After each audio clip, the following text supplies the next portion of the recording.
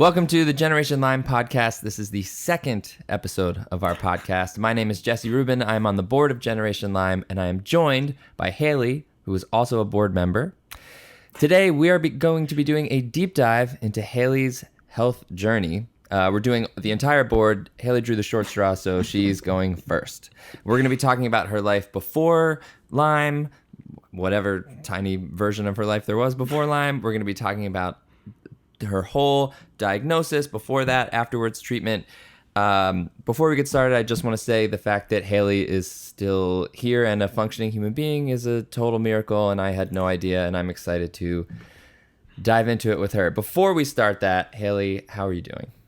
I am a little nervous to do this, but doing well. It was a sunny day today. Got some vitamin You got D. all dressed up. You're looking fresh. I got all dressed up, showered. It's a good day. It's going to be great. There's sirens going off in the background.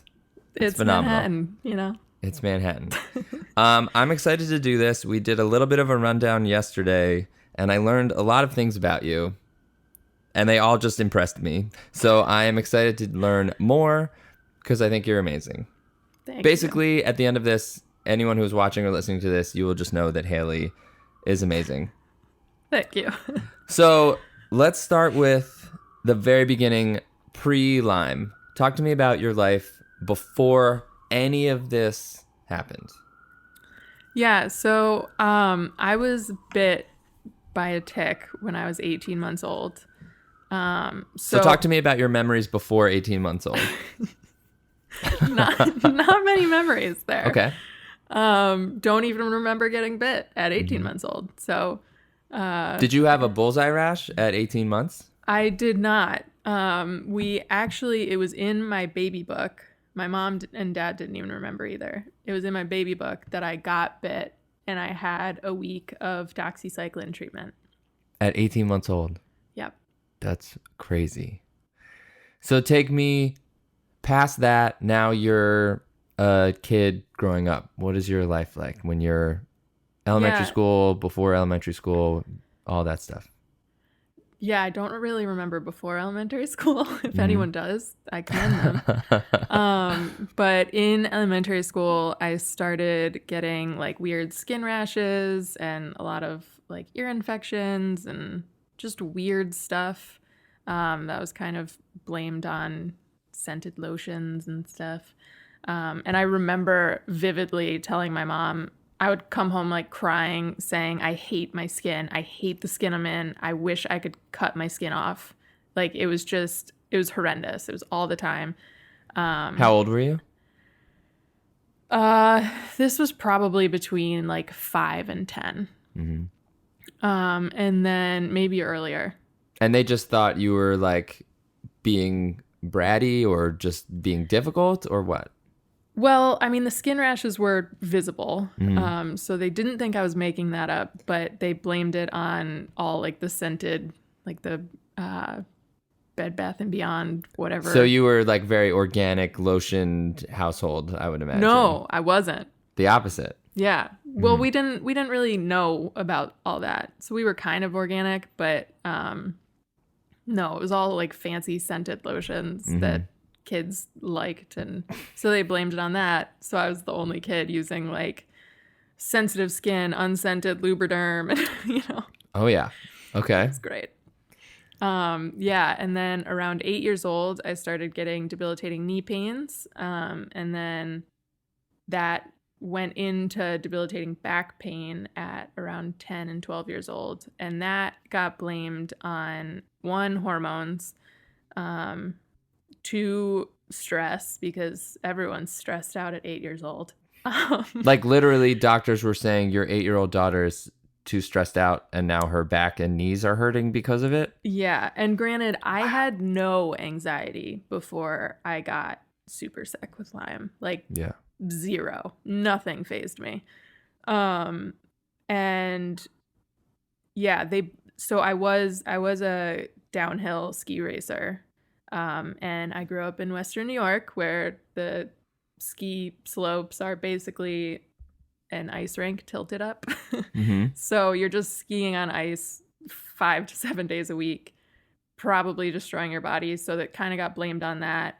But I was the only person there my age and older than me wearing knee braces on both knees and like a little hot pack on my back so my back didn't seize up. So you're like 8, 9, 10 years old, and you're just in pain every day. Constantly. Yeah. It wasn't like sometimes it would go away and sometimes it would come back. No, by the time I was 8, I was in pain nonstop, and I thought that was normal. Did you ever like talk to your friends about it? Did you ever talk to your like 8-year-old friends like, hey guys, is this happening to you also? No, I just kind of figured everyone had it because everyone had something to complain about. So I was like, all right, then this must be a normal thing. Okay. And you don't talk about that stuff when you're 8. You talk about if you're in lip pain, smackers and stuff. I'm aging myself on that one, but incredible. That was an incredible reference. Okay, so now you are 12. You are skiing all the time. You're wearing knee braces, back heating pads so that your back doesn't seize up. You're in pain all the time. Do you have other symptoms too, or just the pain? As I kept getting older, like through middle school and high school, I started getting really bad fatigue, and I would just be exhausted all the time. So I would come home and I would go to sleep, basically. If I wasn't at school or if I wasn't skiing, I was in bed at home sleeping. The good old days when I could actually sleep. And I was miserable. And I'll be the first to admit it, I was a total bitch in high school. And my parents just thought I was a lazy bitch at the time. Because that's how I acted on the outside. And I guess it's hard to believe a teenager that they're in as much pain as they are because it's not supposed to be a thing. Talk me through like a typical day in high school for you. Like, what are you doing to manage your symptoms in high school? Or are you not doing anything? Are you just dealing with it? It wasn't really until college that I started doing things. So like junior and senior year of high school, I had a migraine all the time. What do you mean all the time? Like it never subsided. It never went away. You had a constant migraine. Constant migraine. You went to sleep with a migraine. You woke up with the same migraine. Had lunch with a migraine. Went to school with a migraine. For how long did you have a migraine, Haley? So it started in junior year of high school, and it went through, the constant migraine went through freshman year of college. So I had the constant migraine for 3 years. And then it was like for 2 days, and then I had a day off kind of thing after that for a few more years. You had a migraine for 3 years. Yeah. You went to high school and took tests and played sports and hung out with people and with a migraine. Yeah, so I think it's important to note here that I am a very stubborn person. Like, did anyone ever notice? Did anyone say like, what's going on with you? Why are you like wincing or squinting, or why is something wrong with you? Or you literally were toughing it out and nobody had any clue? Yeah, I'm really good at wearing a mask, I call it. So I could be in debilitating pain, like 1 out of 10, the pain is a 30. Like I am about to jump off a cliff. The pain is so bad. And I will look at you with straight eyes, how I'm looking at you now, and say, no, I'm good. Which wasn't great. But I mean, yeah, that sounds like at some point, that sounds like you're getting in your own way a little bit, right? Because then... Yeah, but in the beginning, I would say stuff and people would underestimate it, right? Mm-hmm. So when I had this headache for so long, I did say occasionally like, hey, I feel like something's wrong. But people are like, oh no, you're just like 15, 16, whatever age I was. Hormones are crazy. It's growing pains. You'll get over it. So I got so sick of being the person to have something seemingly wrong that wasn't there, that I was just like, all right, I'm fine. Did you feel like you were crazy as a teenager? Did you believe them that there was nothing wrong, or were you convinced that there was? Did you go back and forth on that? As time went on, I believed myself more and more because it kept getting worse. But in the beginning, I thought I was crazy. I thought I was like a pathological liar, because if I was a pathological liar, I would actually believe the stuff that I'm feeling. I didn't like myself at all because I thought I was a burden, and without even having anything wrong. I thought had like a mental whatever, mental health issue, whatever, which at the time in the society that I lived in and the town I grew up in, it was very frowned upon, and I didn't have the awareness that I have now about that stuff. You were concerned in high school that you had a mental issue. I thought I was psychotic, yeah. Did you bring that up with anybody? Not till... I'm assuming you like have friends. Are you going on dates? Are you getting good grades at this time? Like, are you living a normal life, or is it like, oh, this person is a mess. She's failing out of everything. She sleeps all the time. No, so I was a mess. I would go to every class. I would study my ass off, even though I couldn't remember most of it. I was an AB student somehow. I don't know how, but I had to work really hard for it. And no, I didn't really tell my friends because I didn't want to be annoying.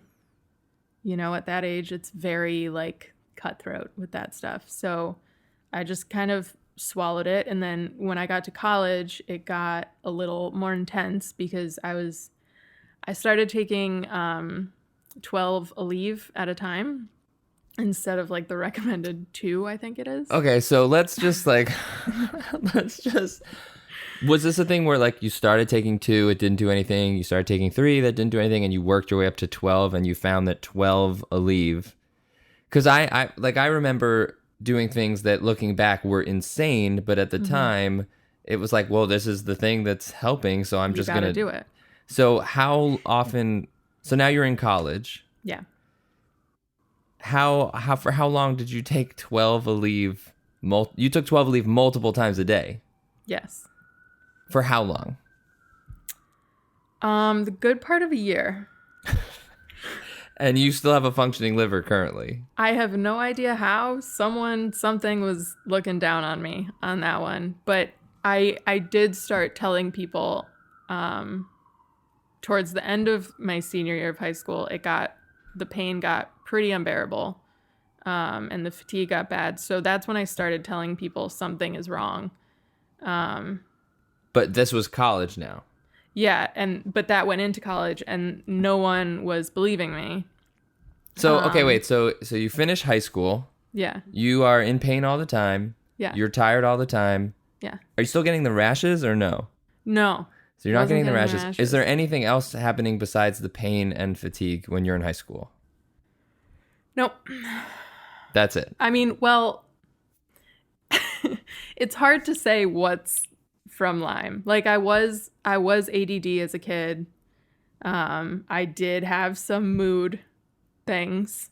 I was in pain all the time, so I don't know if I was just mad because I was always in pain. That sounds like something that would make you mad all the time. Yeah, maybe. Mm-hmm. But spoiler alert, I also had parasites roaming around my brain, so that could have affected some functioning there. Okay. When did you learn that was happening? When did I get a diagnosis? Of parasites. So I got the Lyme diagnosis October 10th, 2010. And at that same time, I was also diagnosed with about 18 co-infections. I didn't even know there were 18. So I couldn't even tell you the names anymore, but that includes like the most well-known ones and then other parasitic and bacterial type co-infections. Okay. So I was riddled. That's completely nuts. So okay, wait, but I just want to get it clear to everybody. So you go to high school and then you somehow get into college. Yeah. And you go and move away across the Across country the country. to Yeah. Colorado. Mhm. What is your life like when you get to college? Are you like a miserable, sick mess? So the first day I got to Colorado, I started school at CU Boulder. That was like my idea of heaven. I have Okay. never been happier. I was still in incredible pain. I was still ADD. Sucking down 12 leave every 4 hours. I had to get to class. Oh my God. But I made new friends. I was in a new town where I felt normal. I was kind of always like the artsy one of the town I grew up in. So Yeah, what a weirdo, an artsy Yeah. person. It was a very non-artsy town. Sure. But in Boulder, there's so much life going on, and everyone's just happy doing their thing. And I was finally in a school where I wanted to be, doing what I wanted to do with my life, which ended up not being what I want to do with my life. But What were you studying? I was majoring in graphic design with a minor in psychology. Very cool. Yeah. So, okay, you're at college. You're happy for the first time in your life. Yeah. You're just like pushing through this pain. Yeah. Did anyone know that you were taking, I mean, you must have been buying a leave, like, I don't, like, how many come in a bottle? Like 30? I don't remember. So They you're were doing big bottles though. I mean, like, okay, so you're just like living off of a leave, basically. Yeah, I And- kind of had to like go around. They had like the little shops around campus, and I kind of had to like space out which ones I went to. So you didn't make it look sketchy that you were buying so much a leave. Yeah. Like at that point, are you, because that's not normal, right? You're like, I'm No. buying so much a leave that I'm trying to hide how much I'm buying. Yeah. Like, is this like a red flag, or you're just like, I don't care, I'm happy? Oh no, super red flag. But I was also really happy for the first time in my life. Are you like partying? Are you doing normal collegey things? Yes, I was living the life in Boulder, Colorado. It was fabulous. What were hangovers like for you? Horrendous. So like you'd go out with friends, they'd probably like wake up at 9 in the morning the next day like totally fine because they're 19. And I would be like an actual zombie. But I'd be like, hey, the sun's out today. It's 85 degrees. Let's go on a hike. Okay. So let me take my leave and let's go on a hike. Okay. So talk to me about what happened to you in college. When did you start to like go sort of spiral down a little bit? So my freshman year, I was living in the dorms, was when swine flu was big good. thing. Yeah, super good timing with that one. So I don't know if I got swine flu or some other virus, but around Thanksgiving time, I got hit with a crazy virus. I was sleeping 20 hours a day, total flu-like symptoms, runny nose, blah, blah, blah. And then How long did that last? that lasted for a few weeks. And then the cold symptoms went away, like the fever went away, the sinus stuff went away, but everything else stayed. So the fatigue, the absolute exhaustion, more pain, more anxiety, that kind of stuff all stayed with me. And then that was around Thanksgiving, and by May I was bedridden. So from like November to May, Yeah. what was that like? Did you have some good days and some bad days, or was it just like a steady decline? It was a pretty steady decline. And at this point, I was telling my parents, like, listen, this is serious. And we, for the past like couple years, we had been trying to get answers about my knee and my back pain. But it never really went past like a knee specialist or a back specialist.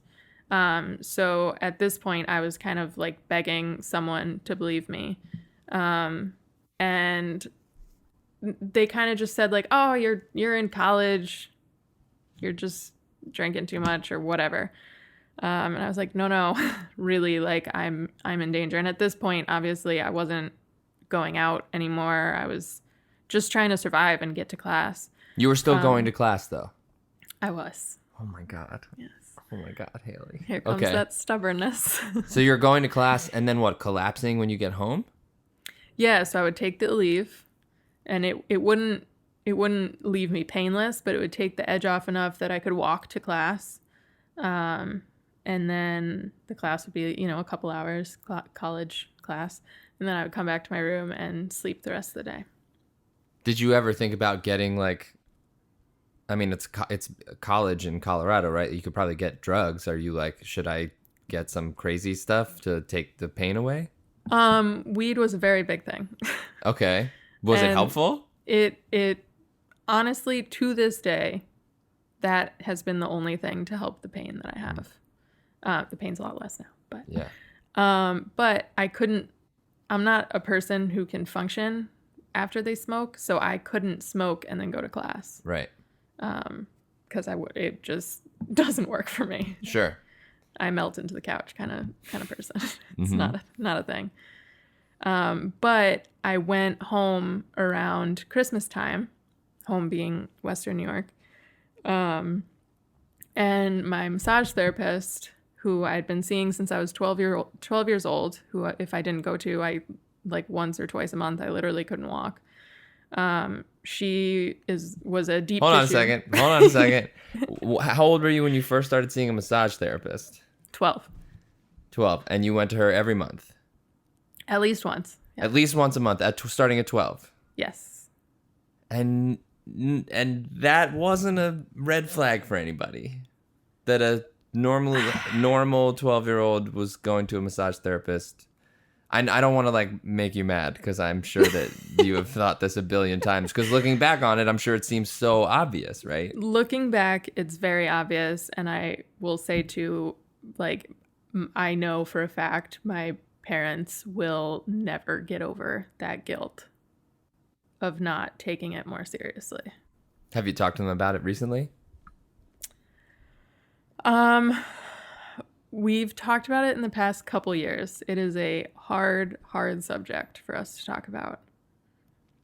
We've done a lot of work around it with therapy, of the whole resentment of them not believing me and the guilt that they have for not believing me. But yeah, I don't know if it's something as a human you can ever fully get over, on both sides. But we've come a pretty far way from where we were, for sure. Yeah, I can understand that completely. Yeah. Okay, so you go home for Christmas. So I go home from Christmas, yeah. Yeah. So I was home for Christmas, so I was like, perfect timing. I can fit in a couple massages on my break here. And she was a deep tissue lady all the way. She would work on me and be like, if I touched anyone like this, they would scream at me in pain. So for some reason, I had all this pain, but I couldn't feel pain. Okay. Which was a little weird. So this time I went back to her, and she basically was touching me with the weight of a feather, and I was screaming in pain.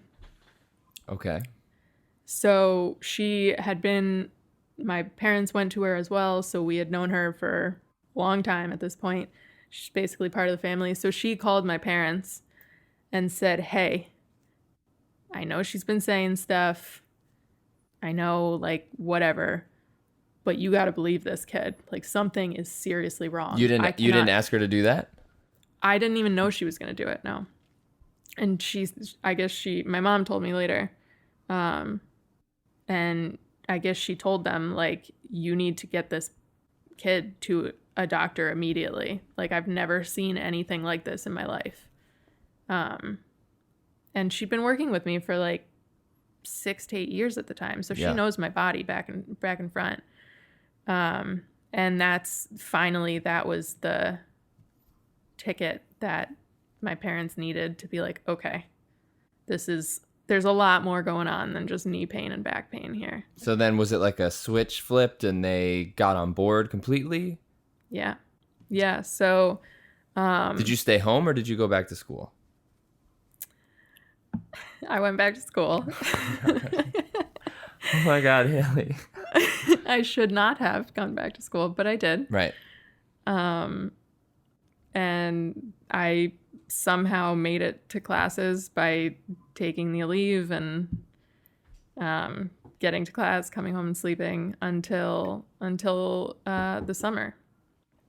And then what happened? And then I was bedridden. This is the end of your freshman year. This is the end of my freshman year. So I go back to Western New York to my parents' place for the summer break. And basically I was bedridden, but I could like make it out of bed to go to the doctor kind of thing. So that's what my summer was. It was doctor to doctor, trying to figure out. We went to, anyone who's from Western New York knows Strong Hospital. They're a huge medical school and community, and a very, they're well known in the medical community. So I saw all the top specialists there. In New York, though? In Western New York. In Western New York. Wait, but when did your mom come to visit you in Colorado?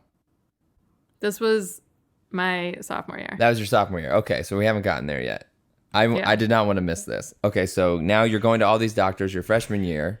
Yeah. Are any of them helpful? No. Okay, great. Heard some pretty ridiculous things. Do you remember any of the crazy things that doctors told you? Yes, all of it, but I know I'll give you two straight off the bat that I will never forget in my entire life. One was the top infectious disease guy. He spent, like half an hour with us, didn't put a finger on my body, even though my number one complaint was pain. And then he said, we'll get back to you. They ran a bunch of tests.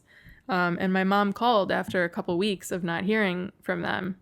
And the guy basically said, not basically, almost word for word said, I don't know what to tell you. The results were fine. We did spend half an hour with you. You got to leave us alone. So moved on from the infectious disease doc. I have a strong physical reaction to hearing that. Continue. Yes, I still do as well. Mm-hmm. You'll love this one even more. So I saw their top neurologist at the time, lived in the same town as me, had treated chronic Lyme in the past, had written essays on it. So we were like, okay, if this is what it is, he's going to be the guy to tell us where to go. And he made me do a lot of testing, invasive testing. He did like the muscle testing where you like flex your muscle and you stab a needle into the muscle, and horrendous.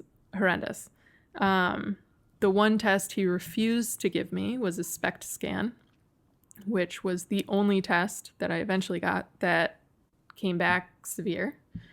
And for people with neuro-Lyme like me, the SPECT scan is basically, it's going to show something. Why did he refuse to give you that test? Don't know to this day, but also to this day, every time my parents or I see him in town, because he still lives there, he kind of ducks his head and runs the other way. That makes sense. Yeah, so super interesting. But yeah, so those were like the top two most disgusting things. So, okay, so now it's after your freshman year, you're going to all these doctors, your parents are starting to get on board. Yeah. I'm going to hate the answer to this. Did you go back to school for your sophomore year? So I went back to school for my sophomore year. So, yeah, because school's like that was like, it was my dream to like leave where I grew up and get to this awesome place. Yes, I went back to school. So the summer of doctor's appointments ended. And anyone other than freshmen for Boulder live off campus. So I was in a duplex, and I was one of 6 girls, which sounds awesome. Yeah, that's a whole nother story.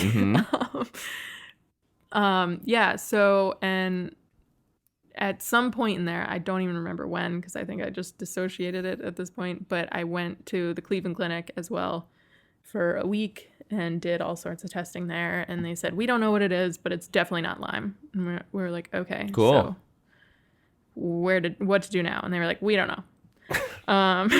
They literally just were like, have a nice day. And then you left. They literally said, we have no idea what it is, but it's not Lyme disease. And didn't give us any treatment options. I bet they were so confident when they said it too. They were. Mm-hmm. How did you know? Okay. So yeah, so sophomore year I was in school and I just leveled. I was completely bedbound at this point. My mom had to come to Boulder, and she slept on my college bedroom floor for months. In a house with 5 other girls. With 5 other girls. Did the 5 other girls ever say like, why is your mom sleeping on your floor?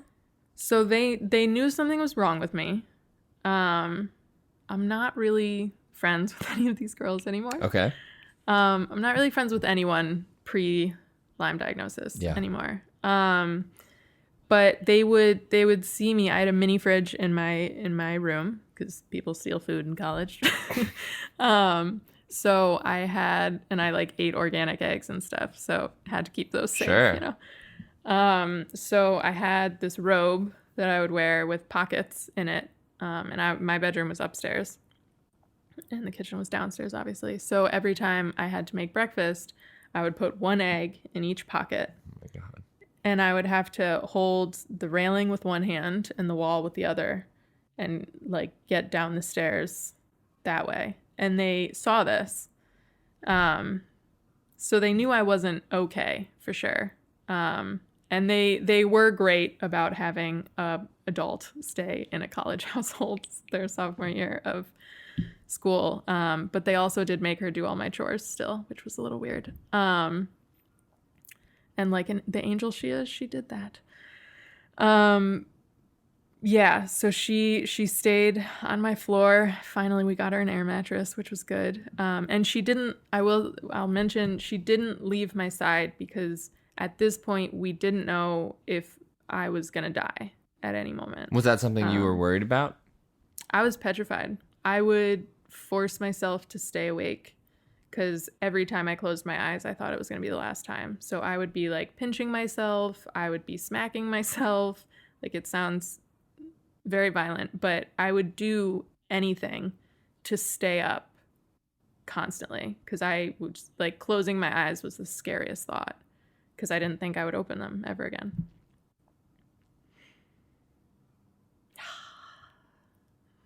And then what? And then I was too sick to fly back to Western New York. I was too unstable. So my dad was able to rent a house in Breckenridge in the mountains. And he kind of picked my mom and I up when he was there, when he got to Colorado and brought us to the mountains. And that is where I stayed. Did your parents know that you were forcing yourself to stay awake because you were worried that you wouldn't wake up? My mom knew because she was there.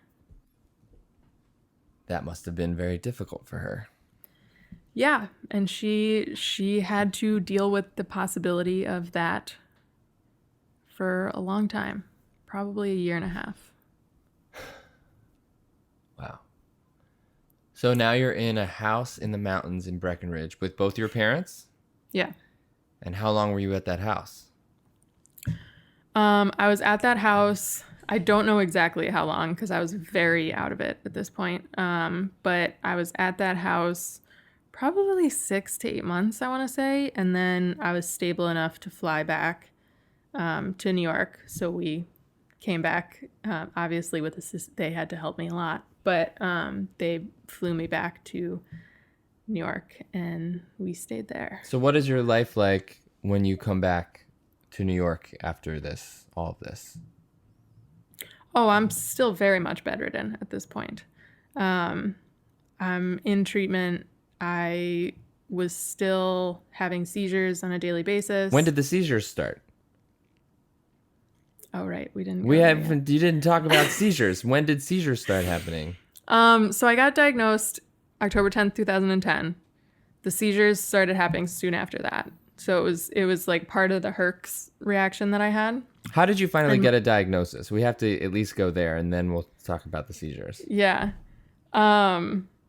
So basically it was out of desperation. We went to, like everyone, dozens of doctors that told us we have no idea what it is, but it's not Lyme.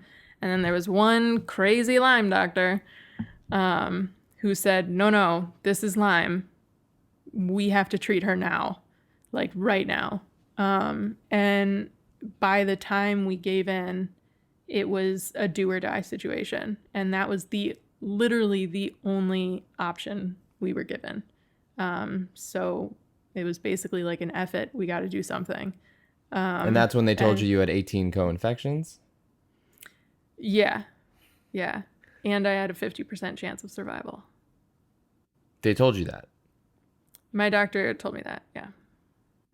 He said like it doesn't look great, but we're gonna hit it hard and we're gonna go after it, and whatever happens, I am here with you.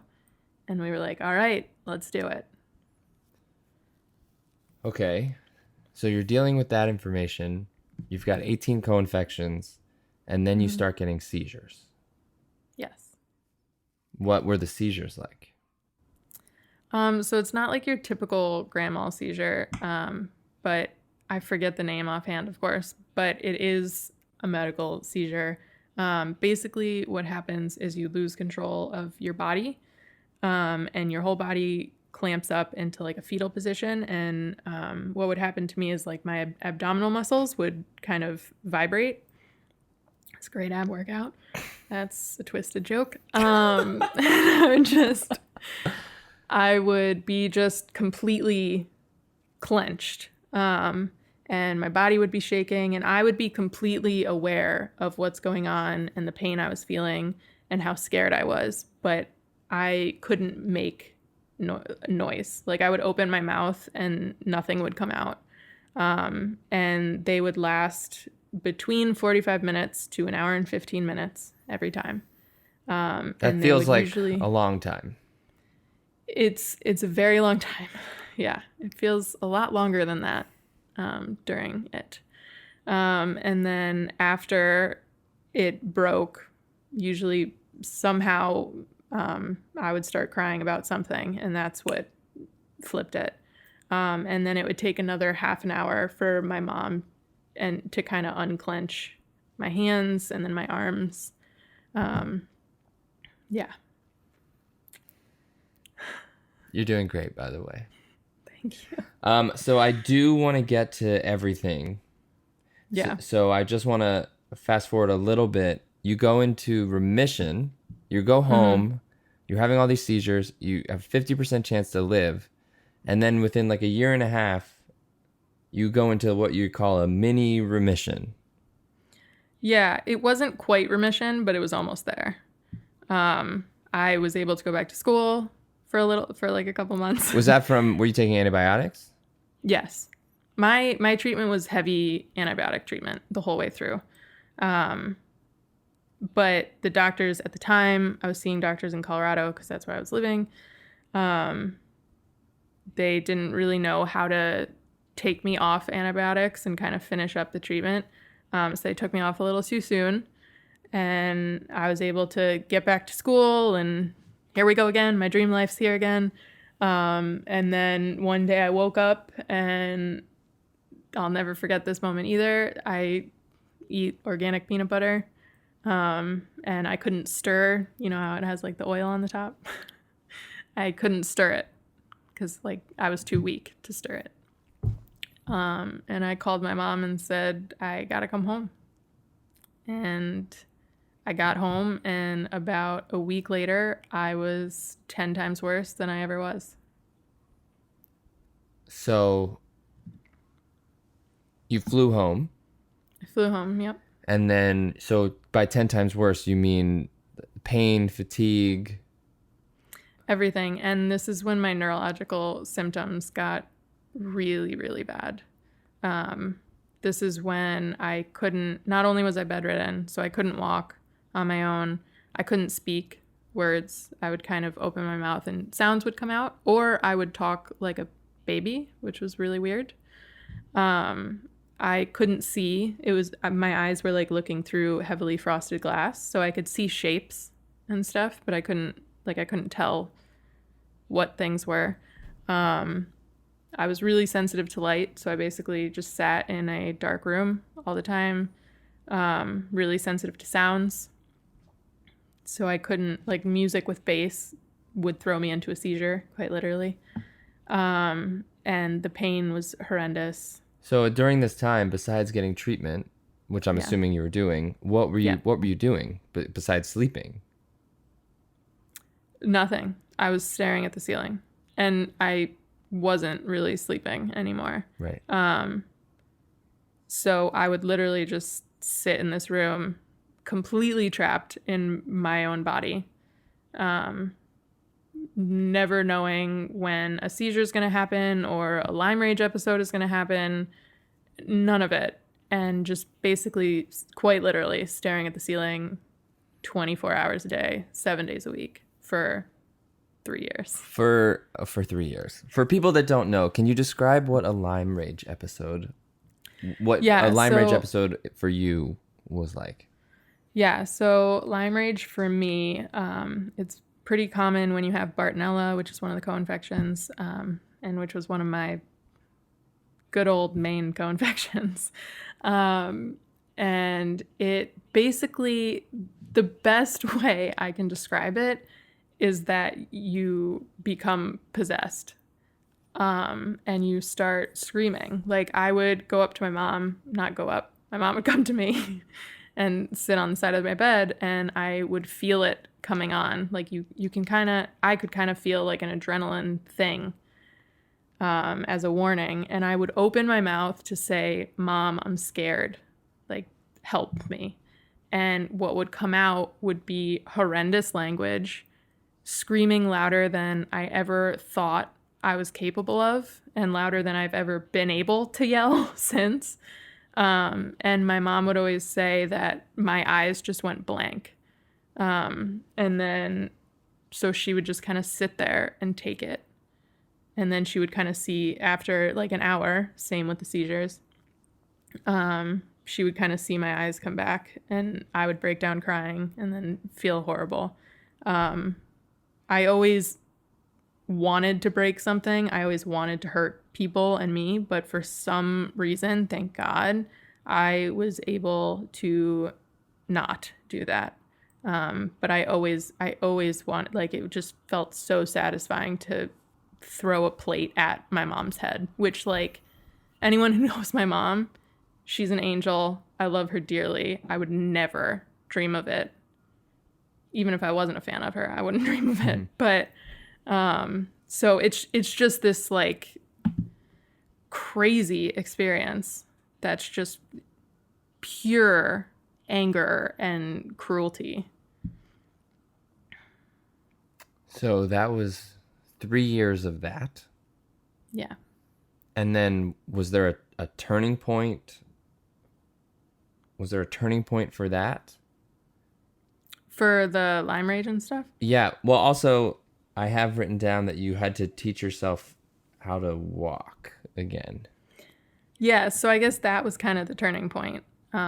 I started seeing little glimmers of hope. Like, one day I would wake up and I would walk to the bathroom by myself. But just to clarify, for 3 years, after you had this little remission and all of your symptoms come back really bad, you can't speak, but you also can't walk or think or function at all as a person. Correct. So I was basically a vegetable. I could just breathe on my own. And then at what point did you start teaching yourself how did you teach yourself how to walk and talk again? Yeah, so... You did this yourself? I did this all myself, yeah. They don't really have rehab for Lyme patients yet. They will. Sure. Not yet. Yeah, so I started getting better very gradually, but I could start seeing the light, and I would stand up and I wouldn't know what to do with my legs. So when I was able to finally look at a computer screen, I would YouTube videos. Like for walking, I would YouTube videos of like paralysis patients relearning how to walk. And then I had to teach myself how to drive again from YouTube. You'd YouTube how to drive a car? I feel like I shouldn't be admitting that, but No, you should. It's real. Like that's a but thing. yes, I couldn't drive for years. And I didn't, it was basically like my brain got wiped clean. I had no recollection of what to do when I got in a car. Is your short-term and long-term memory just like gone from a lot of that time? My memory was gone. So, and throughout this time, if you were telling me like a list to make to go shopping or something, let's say, you could say apple, like write apples on the list. I would write half of the A and I would have no idea what I'm writing. Like I wouldn't even realize I'm writing an A anymore. I would just be like, I don't know what to do from here. So yeah, YouTube is an amazing resource. It helped me learn how to walk. It helped me learn how to talk. It helped me learn how to write. It helped me learn how to drive. And I was relearning all of this as a 21-year-old, 22-year-old. What was your emotional state like at that time? I think it was pretty numb, to be quite honest. I was very much in this, like, I'm going to do this because I'm going to do this, and nobody's going to stop me, and nobody's going to take away my life. I was past the point of, is she going to die or is she going to live? And I was basically like, I'm going to live and it's going to be a good life. And my stubbornness kicked back in. I refuse to be beat by this. And I don't think I let anything, I kind of repressed everything else. Nothing else fazed me. Like they say, your eye is on the prize, right? I was raised in an athletic family. We get shit done in my family, and that's what I was going to do. So let's just talk about now. So now you're 3 years, you're learning how to walk and you're seeing the light. Did you start, do you consider yourself in remission right now? I consider myself in remission from Lyme, yes. So how did that happen and when did that happen? Yeah, so I took IV antibiotics as well as oral. So I had a port for 2 years. And for me, that saved my life, mentally and physically.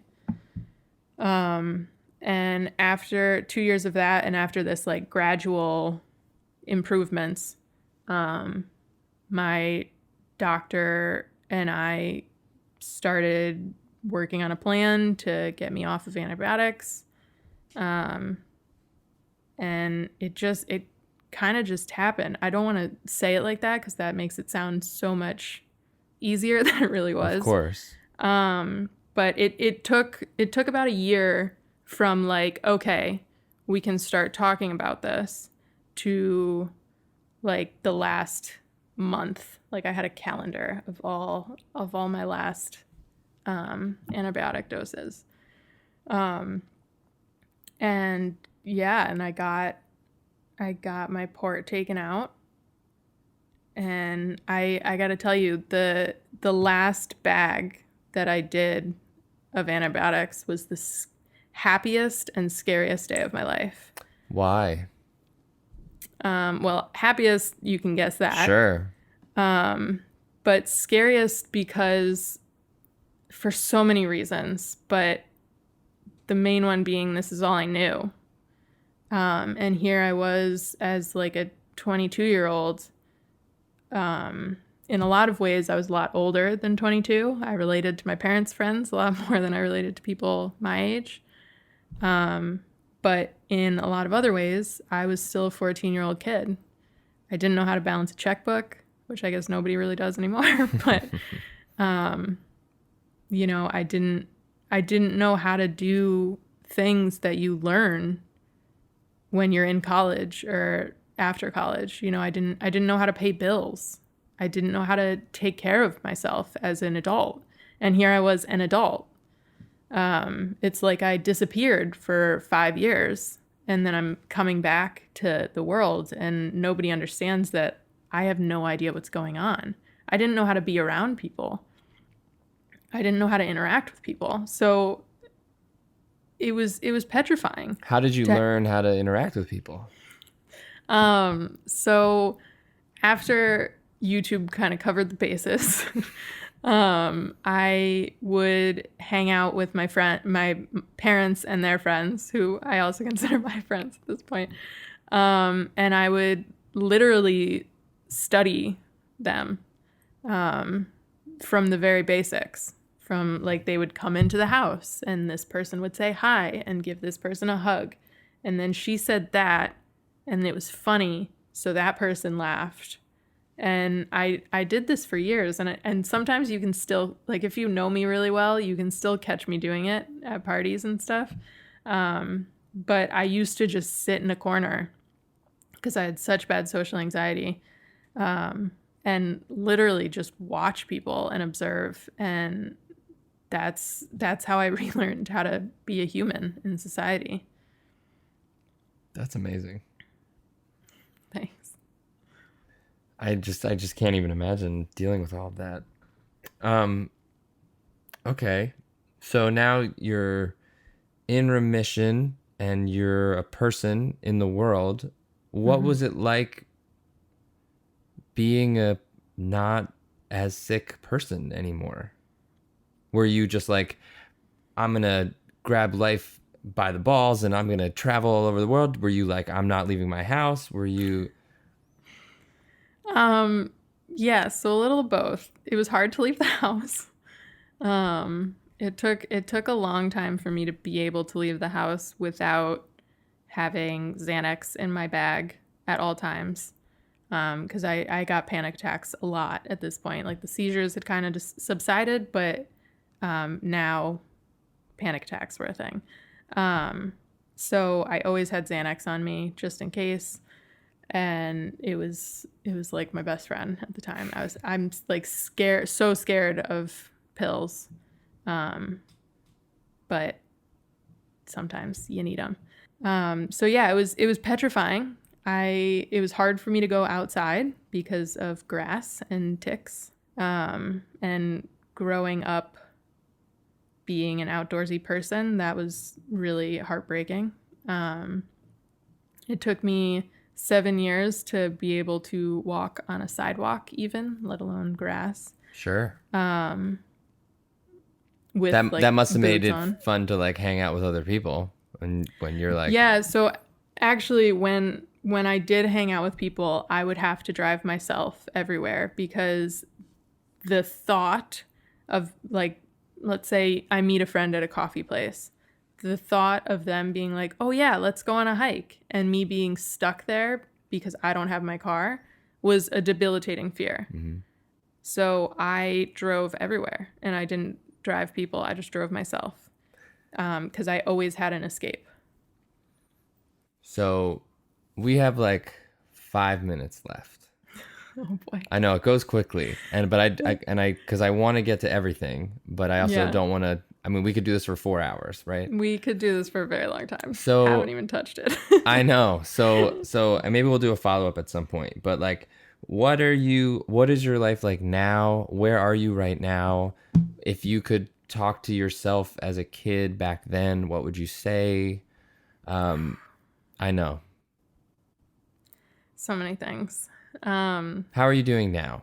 Where are you now? Because I think you're amazing and killing it right now. Thank you. I like to think so too. I went back to school. I got my associates, and now I'm in an intensive master's program for acupuncture and Chinese medicine. And I I believe I'm way happier than I ever would have been. I have incredible friendships now. My relationship with my parents is way deeper and better than it ever was pre-illness. And I still have lasting stuff. I still have joint pain. It's not nearly as bad. It's not debilitating, but it's there. I do have lesions in my brain from the seizures. But I'm in this program and I can keep up with, the normal folk. Do you appreciate that as much as I think you should? Like, or do you take that for granted? I do not take one step for granted anymore. And that, I think, is part of why I am as happy of a person as I am and an appreciative person as I am, because literally every time I brush my hair, I'm like, I can do this by myself. Like putting makeup on. This is stuff I literally couldn't do. And if I did, it would probably put me into a seizure. So yeah, and living somewhere like New York and it being so live, I mean, I know it's COVID right now, but commuting to school and meeting friends and walking through the park, like whatever it may be, I do not take a second for granted because I didn't have it for so long.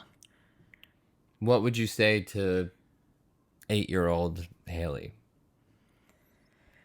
Oh man. Besides you're right, don't listen to them. I think the first thing I would do is just give her a very big hug. And tell her that she's doing so much better than she thinks she is, and that she's gonna be happy, and she's gonna make it through, and it's gonna be worth it. And what would you say to people who are watching this or listening to this and have gotten to the end and are in the middle of their journey? We'll call it a journey. Yeah, I like that word. I would say if you're still in it, do not give up. Keep going. I know it's really, really hard to see the light and see the hope. And you take 2 steps forward, 3 steps back. But if I can be where I am today, you can do it. It's a horrendous illness. It's a shit show of a disease. But it is treatable when you have the right care. So don't stop being your own advocate. Do not stop fighting. And one day it will be worth it. Yeah. Anything else before we wrap up for the folks at home? I think that's it. I don't know. I have no recollection of what I just said. Well, I think everything you said was amazing. Thank you. So I think we're going to wrap it up there. This is Haley DiBiase. I am Jesse Ruben. We are on the board of Generation Lyme. If you have gotten to the end of this, we so appreciate you. If there's anything we can do for you, please let us know. Please reach out. This is the second of many podcasts we're going to do. We have some really fun stuff coming up, and we hope that you will join us for that. Thank you for watching. Thank you for listening. And we appreciate it. Haley, you're just an absolute effing superhero. And I'm so honored that you took the time. And I love that we get to talk every week on our Generation Lyme calls. You're just the best. Thank you, Jesse. Love you too. Bye. Bye.